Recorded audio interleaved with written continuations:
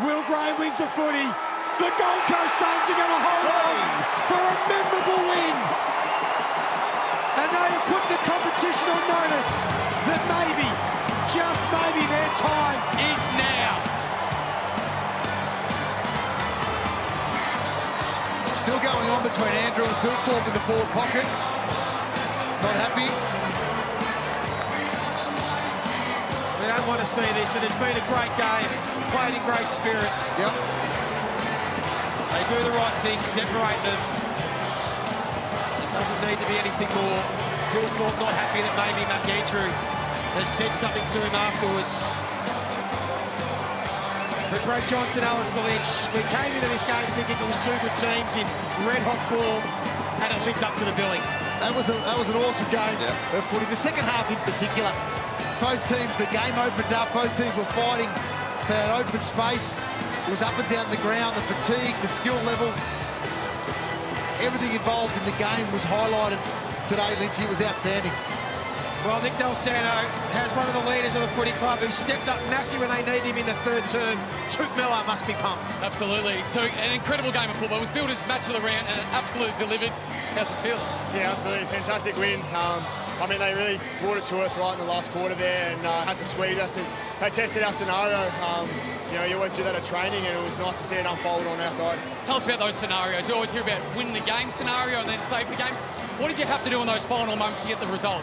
I think for us, you just got to get your setup first. Like, there's you get a lot of stoppages. You end up trying to get a good setup and make sure they don't get through the front door. And I guess it just comes down to contest and defence, making sure you protect it as well as you can. And how much is that last bit of just willing yourself onto that contest to win those contested possessions? Yeah, absolutely. We've got some boys that absolutely put their head over it and had, even like Humphrey in that last scramble was absolutely unbelievable. You know, those are the type of stuff you need to win those games when they're close. So, yeah, it was a fantastic win. You came up against a team today that's averaging 137 points for.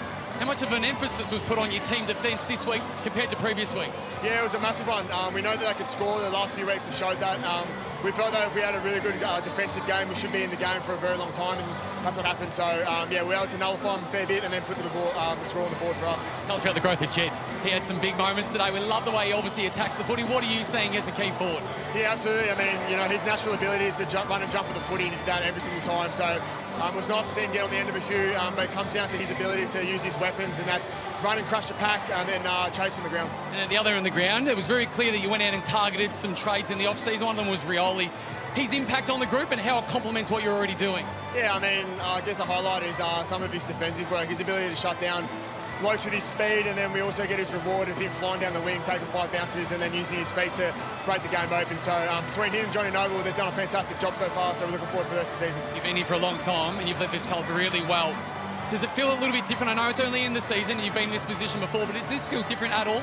Yeah, absolutely. I mean, you know, we're 3-0, so you kind of got to take that for what it is, and we've played some pretty strong footy. So I think for us going forward, keep sticking to our brand, building an identity. Hopefully everyone's starting to see that outside the 4 walls of the club. And yeah, we can continue that on for the next team for the rest of the season. It's been an enjoyable brand of football. Congratulations, well done. Thanks, Dale. Appreciate it. Thank you.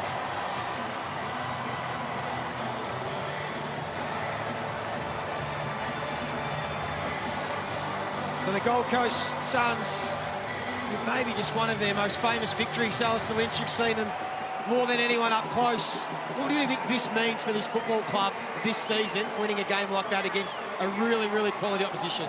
I can't quite remember the exact words that Damien Hardwick used at Marvel Stadium last year, but he asked his team, they said they had to grow up. The big boy pants, was it? Basically, he said they had to grow up. And this is part of that evolution of growing up, the maturity to be challenged by a genuinely really good side that we're going to see really push for finals. And I would expect that Adelaide Pros will be in the finals at the end of the year, but they responded beautifully every time they were challenged, and their leaders stood up. And like Daniel Rioli had a reasonably quiet first quarter, I would have thought, but played an important role off half-back. Flanders sort of got into the game. Miller, who we see week in, week out, and he led beautifully in the middle of the ground. And it came down to this with not long to go in the final minute. Now, did Isaac Rankin take control before the spoil from Sam Collins? That's what will be discussed over the next couple of days. It's a touch-and-go one, Jono. I wouldn't have played it. I wouldn't have played it. You call that play on? I called that play on. I thought he had control of the ball, just but not long enough. Split second, It was split second, and unfortunately it didn't fall the Adelaide Crows way. Joey?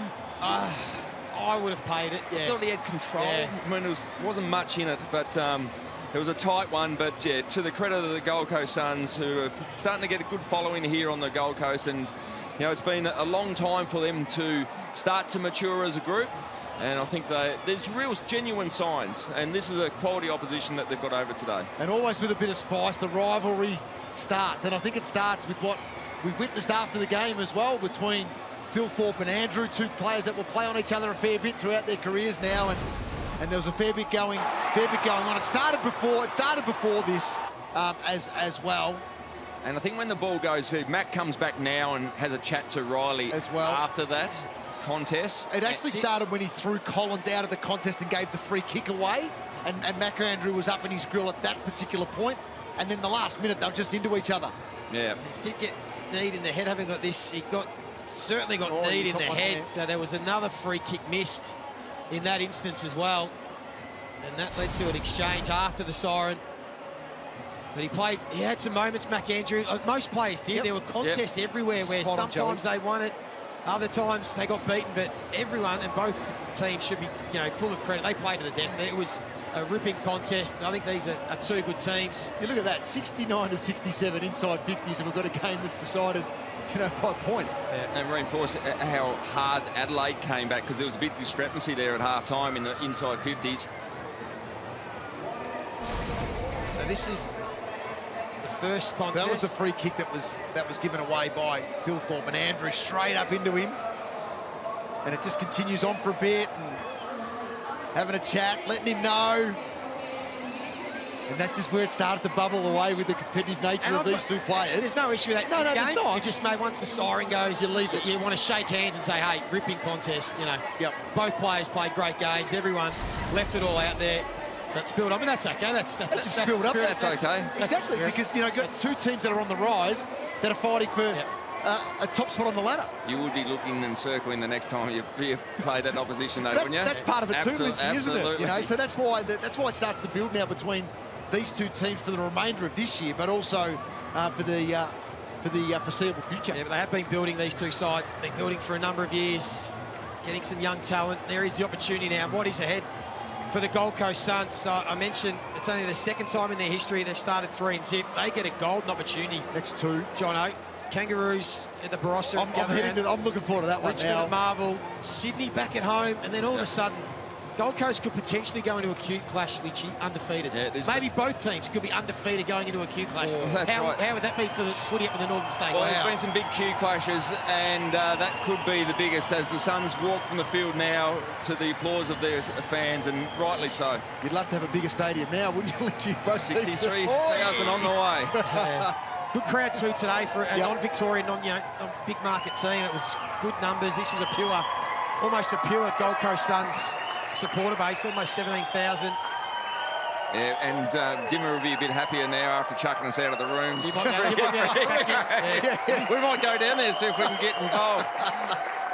Well done to the Gold Coast Suns. It was a terrific game of footy. Neither team yielded, and in the end, it was the Gold Coast Suns coming out victors by 1 point.